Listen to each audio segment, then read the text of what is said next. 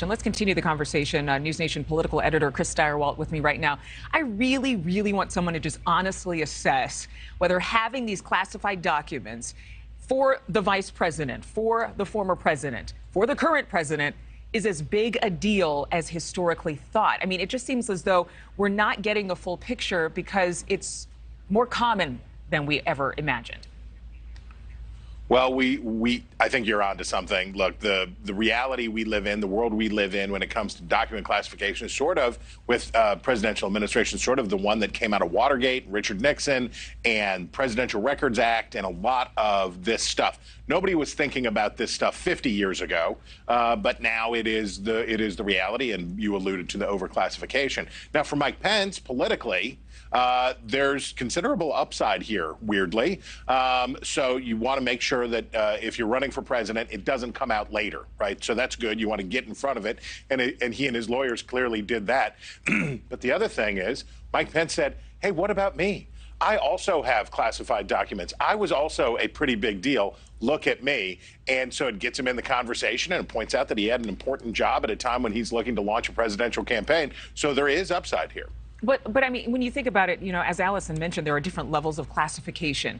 And so we really don't know exactly what was found at former Vice President Pence's home. We don't know exactly yet what was found in President Biden's home and personal office. But would we even be talking about this if former President Trump didn't have those documents with those higher level security markings?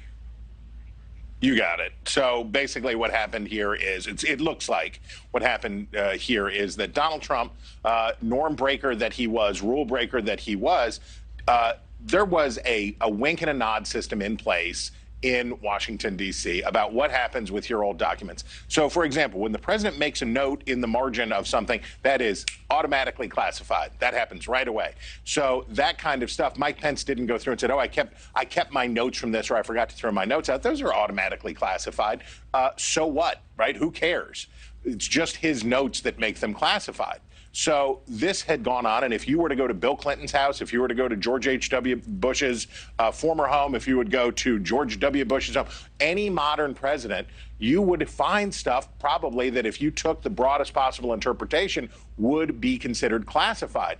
The difference was Donald Trump went crazy. He went way over the top, it looks like, and took all kinds of stuff out, maybe even in a systematic way. Democrats tried to pounce on that. Democrats tried to make a big deal out of that, talk about how wrong what Trump had done was. And interestingly, along the way, it exposed just what you identify, which is sort of this this whisper game, this secret about secrets that we have here in town. Yeah, it's secret about secrets, but it could be much ado about nothing, Chris. I just have this feeling that the more and more we hear about another former president or vice president or anybody having these classified documents, the American people are going to tune this out. And it's going to be kind of like crying wolf, like, OK, big deal. We've heard about this before. Should every former sitting president and vice president be checking? I'm guessing that so many of them are probably calling their lawyers and saying, please double, triple and quadruple check our properties.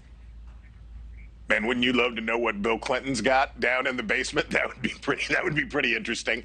Yes, you're 100% right. What we're going to have to wait and find out now is, what did Trump take, right? So we're talking about, there's this category of what it sounds like what Pence has, and Pence is a very by-the-book guy and a long reputation, is a very honorable person.